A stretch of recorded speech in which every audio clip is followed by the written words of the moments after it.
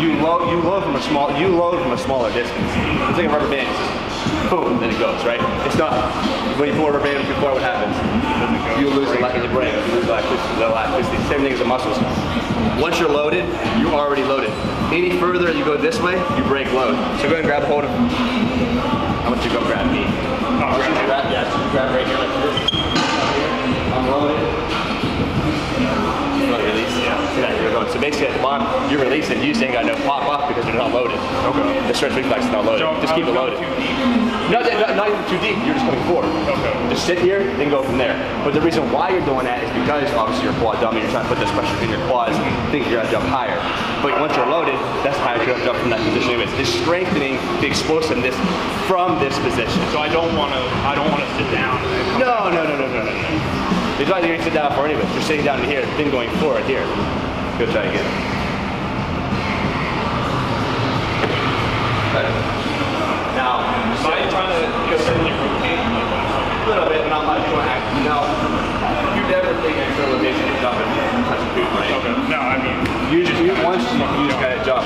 Once your glutes and hamstring, once your glutes are activated, like you know how to external rotate, that ain't gonna be a cue that goes to your mind. Okay. I'm not thinking external rotation. I'm squatting. I'm just squatting. I just know how to activate my glutes. And that's just for guys to learn to activate their glutes.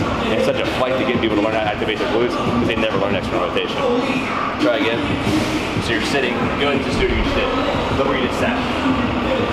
So when you're going to jump, if I'm going to jump on something, I'm going to jump, I'm here. I'm not loading you're loading here. So if you're here like this, you're going forward. So if I'm going forward, where's my knees going? Forward. Everything releases. So if I'm loading here, everything's up underneath me, including, where's my glutes? Yep. Heels. Everything's in line. Here.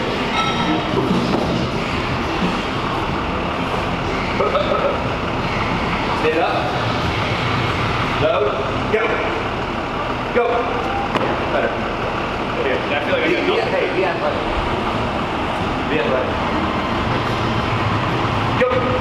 I want you to think like you're in the Army right here, or the Marines, and you're getting ready, you have your basic drill camps, and you gotta run, you gotta jump up over shit, you have to actually be athletic. Be that. Down we go. There you go. Touch. I'm not head down, just think fucking I gotta get external rotation, chest up, fucking activate glutes. Sometimes, more times than not, be athletic and they'll all come to you. Okay. That's another thing that happens. People are so consumed with external rotation, chest up, this, that. They forget to be an athlete. Don't forget, when we're being athletes and we're actually being in optimal positions, if you're a good athlete, which most of us here are good athletes, it's pretty simple to get yourself in an optimal position. If I'm gonna go jump to touch the rim, I'm not gonna be like this. I have to go for that shot, right? But if I'm here, loaded. Right there. There you get it. There you go. Now here, you're not like this.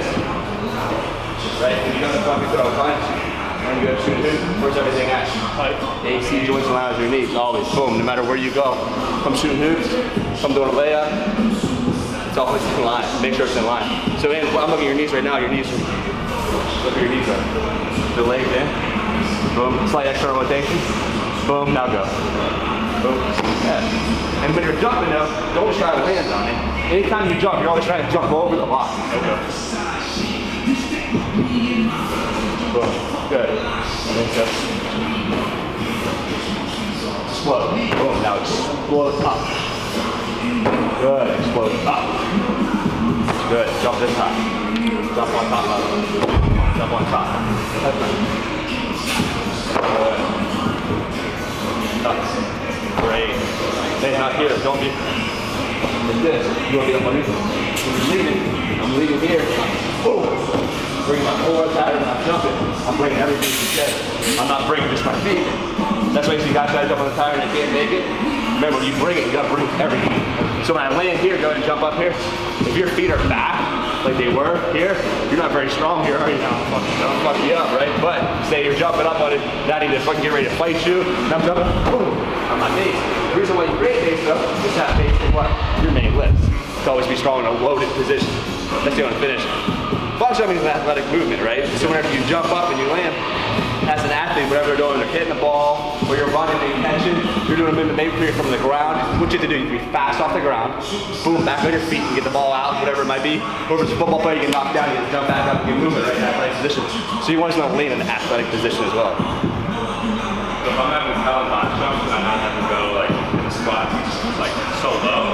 Well, there's complexes though. If I was having an athlete's box jump, I would have him squat in. To teach him. Boom, that's a squat, it's a slow position, boom. That teaches how to load. That teaches the athlete how to load his quads, glutes, and hamstrings together. Load, boom. Right here, now deep it in.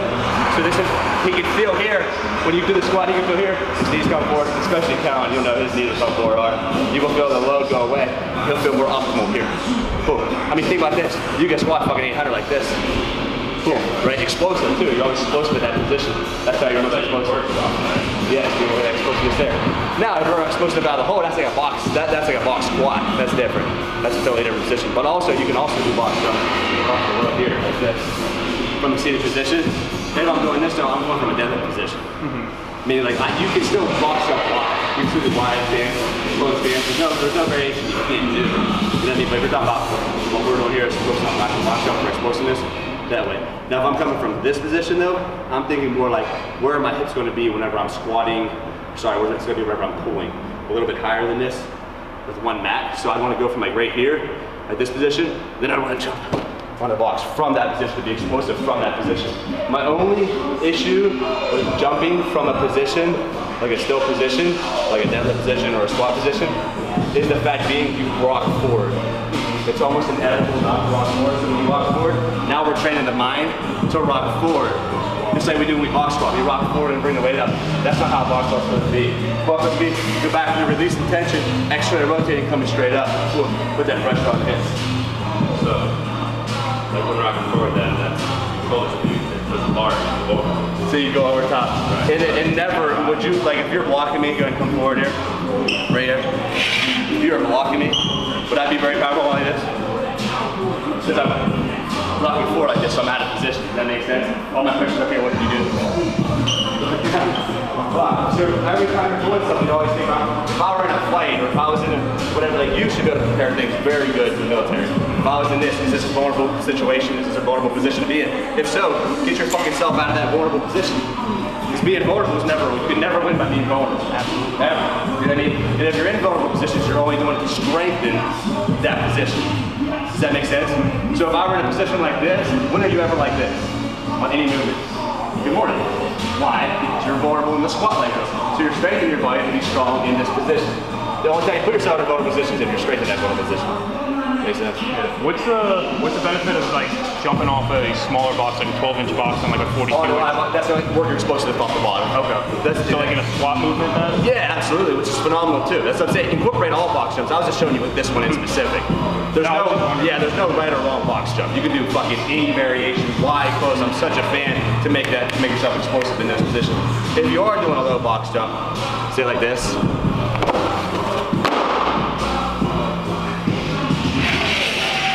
Something like this. This is something I'm still trying to make sport specific. So I might even be, maybe I'm trying to work on, you do a lot of wide stage stuff with Kel. We're doing stuff. He's here like this. Whenever I'm training Kel like this, I'm watching him, so I would want to watch maybe from his soccer side. And I'd be watching from your side, and I would be watching from behind this pole right here. And I would want to say, Kel, I do not want to see your shoulders go in front of this pole. So I'd set his ass up, he's right here, and I don't want to see him go in front of the pole. So that means he's here like this. Exploding up. Because where if he goes in front of the pole, we see everyone rocking, what's that do? But how many guys do you see, including myself, whenever I squat? It's like this. You do not want to see that. He's not teaching explosive from the quads. You teach him to be here like this, and jump here. You never want to be here. It may be you want to be here. Make sense? So yeah, still do these, but just make sure when you're doing them, you're going to feel 10 times more in fucking glutes and hamstrings than quads. A little bit. I'm not saying you watch it, but I understand when you go down and you take the squat. When you go up, that's a cheater. Okay. That's a cheater movement. You don't want to do that. That's how I cheat the movement. And the reason I also do it, whenever I do regular squat, with no wraps, I take a closer stance, like me and you discussed. More quad bone, so here like this, and then coming up. so I will use more lower back. But again, this is for squatting. This is not beneficial for athletes, is what I'm saying.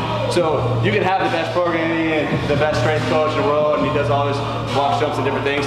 Then just watches the LG, he has the best formula, box jumps, everything. Now just watches athletes box jump. They're like, wait, why is this fucking kid going? When are you ever fucking going like this? In any movement, why do you teach him to be an explosive from a position you'll never be in? Your feet will never be up and low, rock, up. Yes, that releases tension from the quads, but so does this. There's fucking no tension on my quads. So why am I going up fucking jarring on my knees, beating my athletes up from 12 years old through their teens? By going doing stupid shit like this. Rather so, just by being here, like I said, this is what I would judge. It'd be a little bit closer. So would you always squat off something that puts your ass lower than your knees, keep that tension off, or can you go higher? For squats? For box. Oh no, anywhere. Because what I would like to do is what I'll do all the time is strengthen my box squat, or sorry, my sumo from position as such.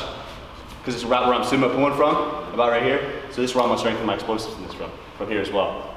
Boom, like this, coming up. But I would use weight for something of this nature. And this is ultra specific. I wouldn't have no athletes doing this right now. First thing is to build the athlete's glutes, hamstring. This is vulnerable. I'm strengthening this in a vulnerable position right now. I'm strengthening myself. I'm being opened up. I'm exploding from this position. And when you're doing, now you're also talking very specific, because when you're here, this is not even the direct carryover into your sumo deadlift. So your sumo deadlift, you're like this. It's a crash, it's not a jump. Does that make sense? So really, if I want to strengthen my lockout of the deadlift, I can either hook some harnesses up to me. You know, we did that thing right here with the, shit, you weren't here for that, with the bands in between, and I would go like this. That would strengthen my lockout. That would make me more explosive.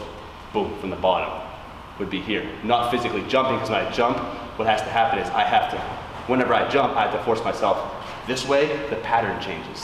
But when I'm sumo deadlifting, the pattern's this way. Feet never leave the ground. They never leave the ground. So it's not necessarily building explosiveness inside the movement. So I would just train this over, and I would just do wide stance with my feet forward. This is still going to build explosiveness and teach the fast twitch muscle. Not the exact same pattern, movement pattern, but it's still going to teach explosiveness from this position. From there. Again, making sure the athlete stays behind. So if I be here like this, it's very different. It makes the box jump twice as hard too, because you're not rocking in front of it. That's the biggest issue with box jumping, is this. I see that all the time on... Always, on everywhere. That's all you see is got kids going like this. Like, why? Why?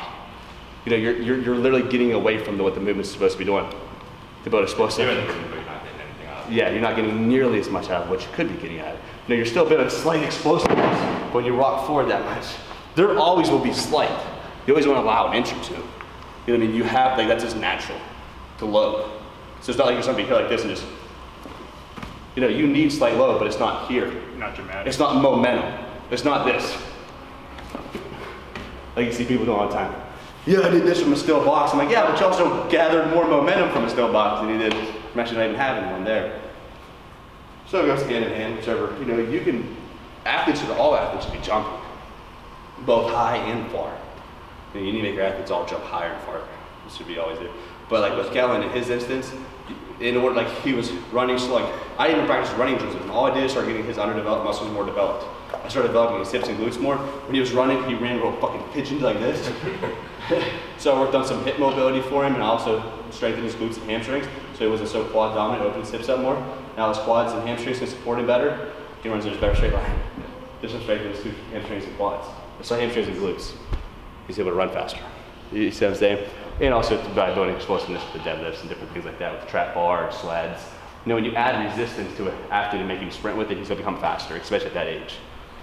You can make athletes at younger ages faster, naturally, because they become faster as they grow up. Now, an athlete who has like a 4.40, that's gonna get ultra specific, and that's above me.